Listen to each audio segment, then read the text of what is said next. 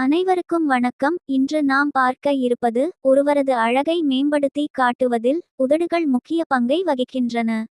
ஆனால் அதைவிட உதடுகள் நமது உடல் ஆரோக்கியத்தை பற்றியும் வெளிக்காட்டும். ஆனால் இந்த விஷயம் நிறைய பேருக்கு தெரிவதில்லை. பொதுவாக குளிர்காலத்தில் உதடுகள் அதிகமாக வறண்டு வெடிப்புகள் ஏற்படும். அப்போது அதை தடுக்க உதடுகளுக்கு லிப் பாம்களை பயன்படுத்துவோம். ஆனால் இந்த உதடு வெடிப்புகள் மற்ற காலங்களில் அதுவும் போதுமான பராமரிப்புகளை கொடுத்தும் சரியாகாமல் இருந்தால் அது இதய நோயின் அறிகுறியாக இருக்கலாம் என்பது தெரியுமா? என்ன, நம்ப முடியவில்லையா? ஆம், உண்மையில் நமது உதடுகளும் இதயத்தில் உள்ள பிரச்சனைகளை சுட்டிக்காட்டும். எனவே உதடுகளில் சந்திக்கும் பிரச்சனைகளை ஒருபோதும் புறக்கணிக்கக்கூடாது. அந்த வகையில் ஒருவரது இதயத்தில் பிரச்சனை இருந்தால் அல்லது இதய நோய் இருந்தால் உதடுகளில் எந்த மாதிரியான அறிகுறிகள் தெரியும் என்பதை பற்றி விளக்கமாக பார்க்கலாம். இந்த அறிகுறிகள் தெரிந்தால் அவற்றை புறக்கணிக்காதீர்கள். உங்களின் உதடுகள் வெளுத்துப்போய் இருக்கிறதா? அப்படியானால் இது இரத்த சோகையால் உடலில் இரத்த ஓட்டம் மோசமாக இருப்பதன் அறிகுறியாக இருக்கலாம். மற்றும் இது உங்கள் இதயம் இரத்தத்தை எவ்வளவு நன்றாக சுழற்சி செய்கிறது என்பதற்கான அறிகுறியாகவும் இருக்கும். இத்துடன் கை கால்கள் எப்போதும் குளிர்ச்சியாக இருந்தால் உடனே மருத்துவரை அணுகி பரிசோதனை செய்து பாருங்கள். குளிர்காலத்தில் உதடுகள் வறண்டு போவதும் வெடிப்புகள் ஏற்படுவதும் பொதுவானது. ஆனால் உடலை நன்கு நீரேற்றத்துடன் வைத்து கொண்டு லிப்பாம்களை பயன்படுத்தி வந்தும் தொடர்ந்து வறட்சியையும் வெடிப்பையும் சந்தித்தால் உடலில் இரத்த ஓட்டம் மோசமாக உள்ளது என்று அர்த்தம். அத்துடன் கால் வீக்கம் உடல் சோர்வு போன்ற அறிகுறிகளையும் சந்தித்தால் இதய ஆரோக்கியம் மோசமாக உள்ளது என்று அர்த்தம்.